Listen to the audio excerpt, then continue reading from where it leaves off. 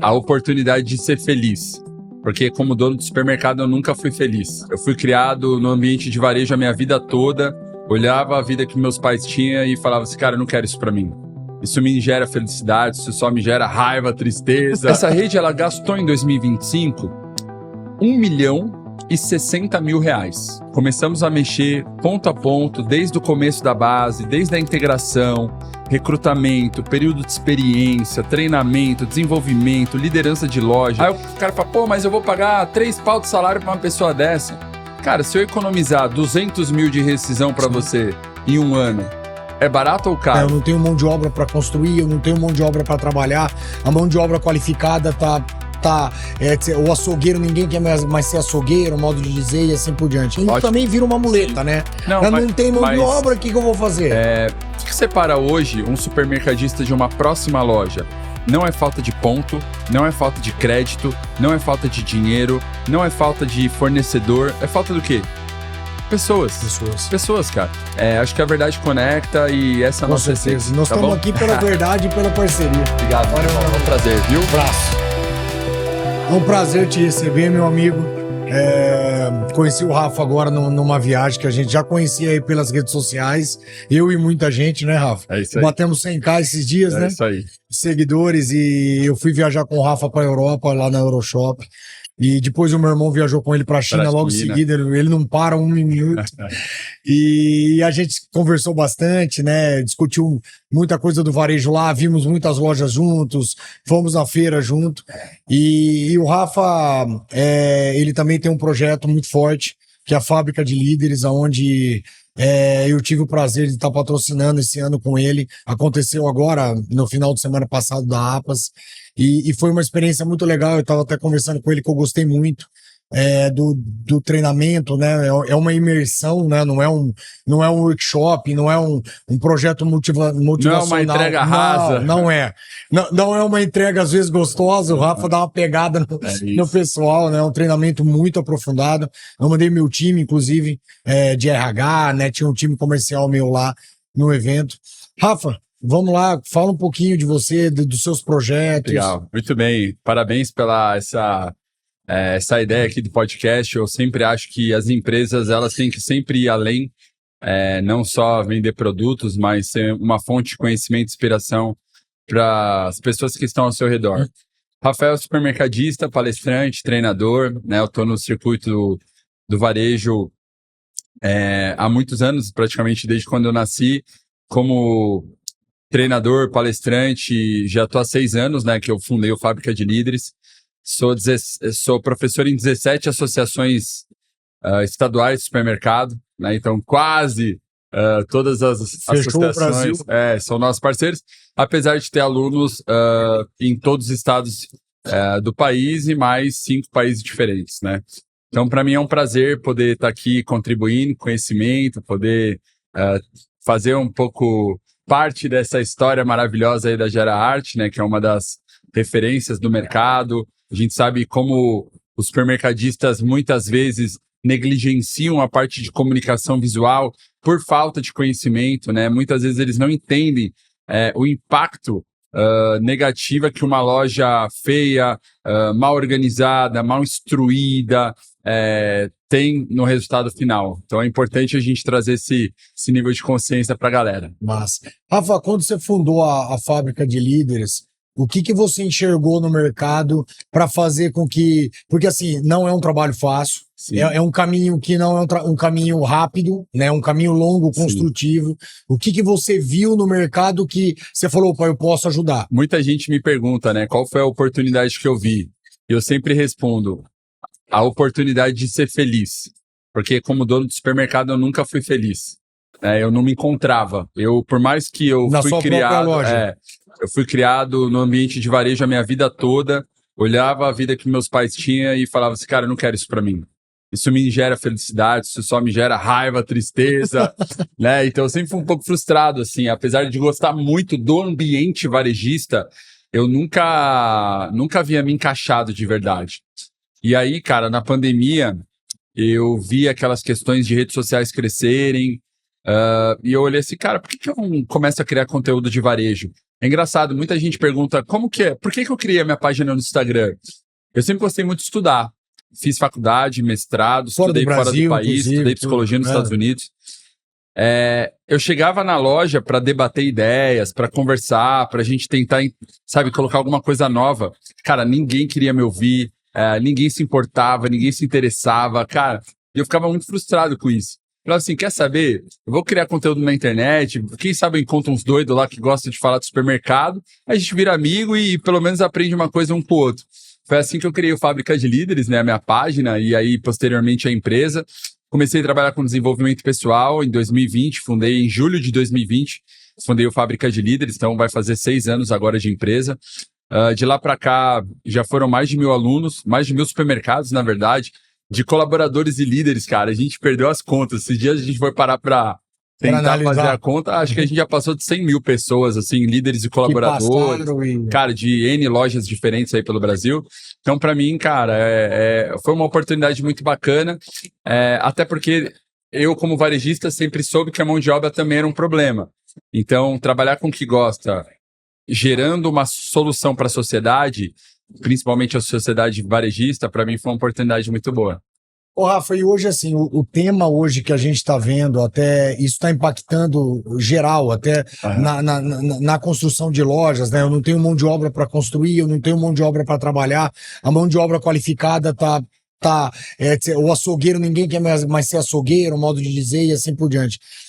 A Fábrica de Líderes hoje, como que ela contorna essa situação? Porque assim, também vira uma muleta, sim, né? Eu não tenho mão de obra, o que eu vou fazer?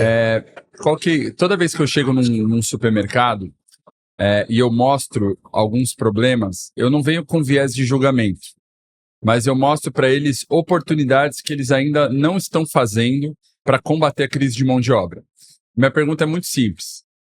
9 de cada 10 varejistas sabem me responder exatamente o valor do faturamento, percentual da margem, de perda, venda por setor, sabem tudo relacionado às áreas e indicadores comerciais. Quando eu pergunto para você, quanto que você gastou em rescisão no ano de 2025? Qual que é a sua taxa de turnover? Turnover por setor, produtividade por colaborador. Cara, ninguém sabe. Eu talvez não saberia responder da minha empresa ao todo. Esse é o ponto. O RH, o Gustavo, ele é o coração da empresa, cara.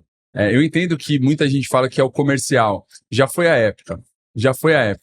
O RH, para o contexto varejista, é ele que sustenta a estrutura. Pessoas são o maior ativo de uma organização. E só você pensar de forma muito racional, o que separa hoje um supermercadista de uma próxima loja? Não é falta de ponto, não é falta de crédito, não é falta de dinheiro, não é falta de fornecedor, é falta do quê? Pessoas, cara. E é o que eu falei na minha palestra aqui na APAS ontem. Às vezes tem grandes redes que vão investir lá 50, 60, 70 milhões de reais em uma operação nova e colocam na mão de pessoas que nunca fizeram um treinamento de inteligência emocional. Ou seja, nós como empreendedores sabemos o risco da ruína, sabemos o quão desafiador é a mão de obra, só que muitos varejistas ainda não perceberam que eles precisam mudar, acordar, começar a olhar para o RH de uma forma mais completa, assim, menos apagar de incêndio, menos correria, menos exigência de curto prazo, para um planejamento estratégico melhor, entende? Então, criações de funções, por exemplo, esses dias eu estava trabalhando com uma rede, não vou citar o nome dela aqui, que essa rede ela gastou em 2025 R$1.060.000. R$1.060.000. Falei assim, olha, a gente vai construir um planejamento e eu prometo para você que em 12 meses eu reduzo em até 30% o seu gasto com rescisão, né? Sim. Relacionados às pessoas. Cara, dito e feito. Começamos a mexer ponto a ponto, desde o começo da base, desde a integração, recrutamento, período de experiência, treinamento, desenvolvimento, liderança de loja.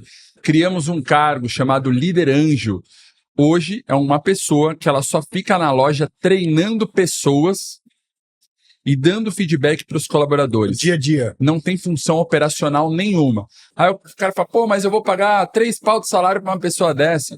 Cara, se eu economizar 200 mil de rescisão para você em um ano, é barato ou caro? Tá entendendo? Só que muitas vezes as pessoas elas não olham para esse lado de forma estratégica. Entende? E aí acaba gerando muito ruído. Então, a briga que eu sempre venho tendo e a bandeira que eu estou levantando é... Você está levantando uma bandeira forte nesse ponto. Tenha mais foco nos recursos humanos. Recursos humanos hoje é o coração da empresa. É porque a gente vê até na nossa própria empresa, lógico que a gente tem uma série de coisas, mas o recursos humanos, ele fica apagando fogo o tempo todo. Todo o tempo. É correria o tempo todo, é contratação, é o turnover e uma série de coisas. E Gu, percebe que é cíclico. Presta atenção. O varejista, ele sempre está devendo vaga, sempre está com vaga em aberto. Sim. Aí ele não faz um planejamento bem feito sobre contratação. Ele vai lá, já está escasso para contratar. Aí ele contrata algumas pessoas, 2, 3 pessoas. Quando ele vai fazer a entrevista, é sempre olhando com viés técnico. Por quê? Ele quer alguém que no curto prazo entre na função e já dê conta do trabalho. Ele acaba não explorando o lado comportamental. Não explorando o lado comportamental, 6 meses, 1 ano, aquela pessoa que ele contratou pelo viés técnico começa a apresentar comportamentos tóxicos. Aí o que o cara faz? Demite a pessoa. Volta para o ciclo da contratação. Igual. Ou seja, ele fica enxugando o gelo o tempo todo, contratando pessoas que eles dizem que nunca servem. Só que aí também tem um outro problema, como eu falei, na integração. Pô, você chega lá, ó, seja bem-vindo, Gustavo, ao supermercado do Rafael, o seu corredor fica desse lado, o banheiro tá ali atrás da porta, o seu depósito tá ali em cima, só virando as escadas da direita, pum, empurra o cara para trabalhar. Qual a chance disso dar certo? A gente já tá contratando pessoas desqualificadas, os nossos líderes não têm tempo para treinar as pessoas de loja, Dia a dia não tem, esquece. não acompanham, o RH tá com a cabeça em diversos problemas que estão acontecendo, muito raramente eles dão algum tipo de treinamento e desenvolvimento. Qual a chance disso dar certo? Levando em consideração ainda, varejo é um ambiente hostil, cara. Você tem cliente chato, você tem margem apertada, você tem concorrência. Então eu acho que, como muitas pessoas falam na área da aviação, tudo é uma tragédia anunciada. Toda queda de avião, ela traz precedentes, falhas que ocorreram no processo que justificam o porquê aconteceu aquele problema. No varejo, não é diferente. E quando você entra fortemente nessa área humana, né? E isso é ajustado, o impacto em comercial, em vendas, é algo que é consequência, né? Isso é um ciclo. Eu falo isso principalmente, por exemplo, levando em consideração a área de perecíveis. Tá. A área de perecíveis hoje representa 50% da venda de um supermercado. E cada vez mais esse número cresce. Você precisa de bom atendimento. Você precisa de uma boa prevenção de perdas. Sim. O que é mais fácil hoje? Como que é mais fácil aumentar a lucratividade hoje de um supermercado? Aumentar a venda e sei lá quantas vezes? Ou trabalhar a prevenção de perdas para que você pegue aquele 1, 2% de lucro das perdas e reverta para o bolso do varejista? Então, isso tudo passa por pessoas. Só que hoje, culturalmente, a maioria dos supermercados tem uma cultura totalmente defasada, cara. Você vê simplesmente colaboradores não se importando se quebra 1, se quebra 10, se bateu a meta ou não. Eu tô vendo o Rafael viajando de avião lá na China, tô vendo o Gustavo lá na Europa. Pra que eu vou jogar essa latinha na hora da troca? Joga no lixo aí, não precisa dar baixa não, besteira. Tá entendendo? Então, eu tava com o seu irmão lá na China, nós dois percebemos que a cultura, cara, quando ela é bem desenvolvida, ela faz muita diferença na vida de uma pessoa. E lá isso é total, no comportamento, a todo momento, a todo instante. Cultura, cara, na maneira de falar, se posicionar, se portar, se comunicar. E muitas vezes o dono do supermercado, ele negligencia isso. Rafa, agora uma outra coisa que eu tive, até eu bati um papo com vocês lá em Euroshop, um dia que a gente saiu para jantar e tal. A feira esse ano, lá na Euroshop, eles criaram praticamente 2 pavilhões falando só de ambientação. As Euroshops passadas, eles batiam muito em tecnologia, né? Eles batiam muito em equipamento, etc. Esse ano a gente teve um stand basicamente mostrando ambientação e mostrando ambiente de loja. Hortifrutos montados no seu todo, né? Com piso, com equipamento, com comunicação, com ambientação, etc. E como que você vê hoje, na verdade é o que a Gerard faz, né? É o que a gente é especializado. Como que você vê hoje no Brasil as lojas que vêm se preocupando com isso e as lojas que não estão se preocupando com isso? Qual é a sua opinião? Cara, muito varejista tem a loja muito sucateada.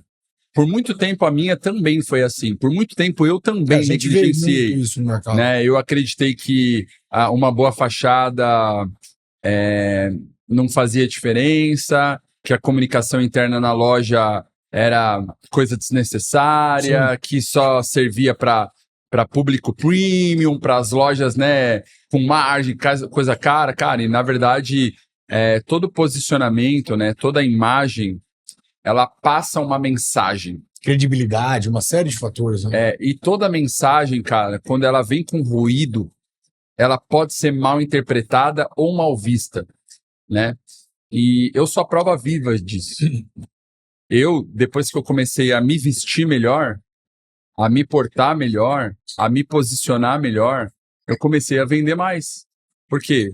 Porque as pessoas sabiam o que esperar de mim, sabiam qual era meu posicionamento, minha comunicação, o meu padrão de preço baseado nas roupas que eu vestia.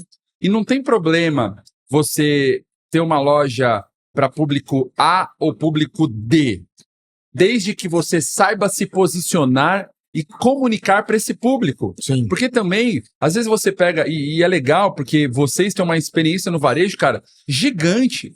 Às vezes eu entro em lojas lá no meu bairro periférica, cara, eu falo assim, eu vejo uns projetos e falo assim, cara, o cara que projetou isso aqui, cara, não faz o menor sentido. Você vê, por exemplo, loja de 100 metros quadrados, preço baixo todo dia, mercadinho.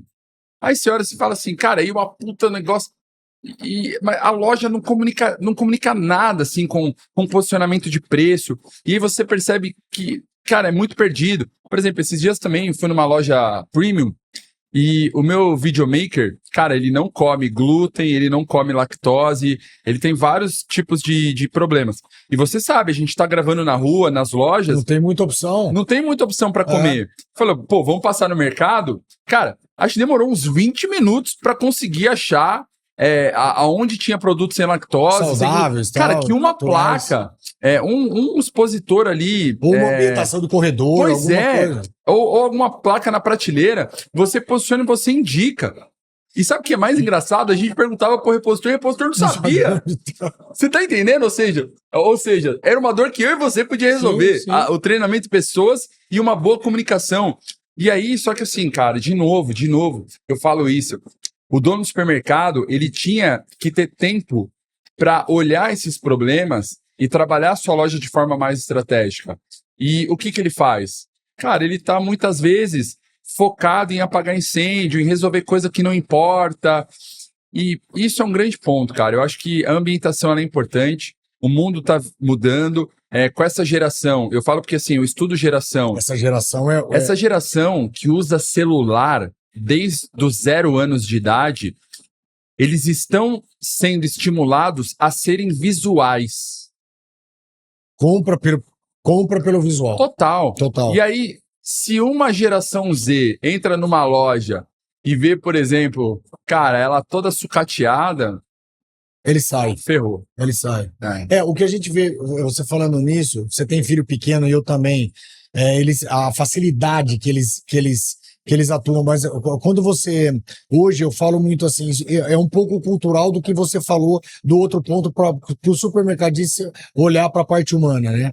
Ele gasta 30 milhões no empreendimento como um todo, às vezes uma comunicação muito, muito bem feita daquilo vai custar para ele 2%, 2,5%, mas vai durar no mínimo 8 anos. Pois é. Um projeto bem feito, ele não desatualiza. Um projeto mal feito, ele vira sucata em 2 anos. Você cansa dele, e o consumidor também. Então, o percentual é muito pequeno para o resultado que isso dá. E aí ele quer economizar na hora de outras formas. Né? E cara, assim, e a gente está num mundo cada vez mais competitivo e as margens estão apertadas. O que a gente precisa ser? Eficiente. Para ser eficiente, precisa de estratégia. Para você ser estratégico, você precisa de tempo. E tempo, você precisa fazer gestão. Ou seja, quando eu falo dessas consequências, explicitamente a gente precisa entender que deu certo até hoje, mas a partir de agora eu preciso começar a mudar a forma na qual eu trabalho. Sim. Às vezes eu vou em loja e o cara fala assim, mas eu trabalho assim, sempre foi assim, para que vai mudar? Não, Rafael, não mexe com isso não. Cara, presta atenção, eu tô no Brasil todo, eu vejo que não funciona, eu vejo que funciona, eu gosto de algumas coisas, outras coisas eu falo, cara, não faz sentido. E muitas vezes eu trago essas boas referências para os meus alunos, até para cuidado deles, né? Enfim, é um trabalho árduo, Sim. É por isso que as redes sociais elas têm que estar firme e forte, para a gente gravar conteúdo todos os dias, se posicionar, instruir as pessoas para que elas sejam melhores cuidadas. Rafa, eu te agradeço. Você tem uma agenda pouco corrida, né? Aqui na APAS. E tá aqui com a gente no GeraCast. A gente está trazendo realmente pessoas que podem fazer diferença no varejo. Então, o intuito aqui não é a gente falar da GeraArt ou de comunicação visual, mas sim falar do mercado, né? Principalmente nesse momento, eu acho muito importante. Sim. Você veio fazendo um trabalho fantástico. Eu acabei de participar de um. Eu já te conhecia de redes sociais, etc. Mas quando você vai numa imersão e ver o trabalho como empresário que você está fazendo, é muito legal. Vejo que você não está falando que todo mundo quer escutar. Eu bato mesmo, Bate cara. firme. Eu bato mesmo. Teve um bloco ali que você pegou pesado. Eu bato mesmo. Mas, cara, assim, posso te falar? Mas vai dar certo. É assim que vai dar certo. Cara, eu tenho comigo que a verdade conecta. Sim. Eu não me conecto com pessoas perfeccionistas demais.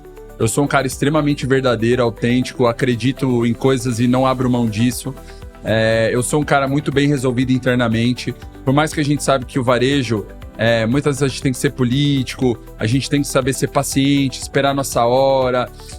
Mas eu acho que isso não é precedente também para eu anular as minhas características pessoais. Referências que você teve, e as minhas crenças. Então, eu defendo o meu posicionamento.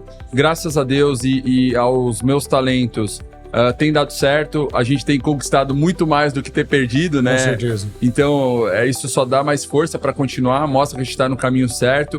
E eu acho que talvez, cara, a gente tá dando tão certo porque as pessoas estão cansadas. Estão cansadas de mentira, estão cansadas de perda de tempo, estão cansadas de pagar treinamento e ser aquela coisa mais do mesmo. Estão cansadas, por exemplo, de... Eu conheço, e não é uma crítica aos colegas da profissão, não. Mas eu tenho algumas pessoas, conheço algumas pessoas que elas ficam com medo de perder emprego. Elas sabem assim, não, mas quem me contratou tem esse probleminha aqui, e se eu deixar isso em evidência, vai ser o cargo dela que vai estar... Não, cara, pelo contrário, se eu sei que ela tá com um problema, a primeira coisa que eu vou fazer é querer que ela resolva. E aí vou pontuar, e eu quero formar outras pessoas para que ajude ela, e aí vai. Então, assim... acho que a verdade conecta e essa é a nossa essência. Nós estamos aqui pela verdade e pela parceria. Obrigado. Valeu, meu irmão. Um prazer, viu? Abraço.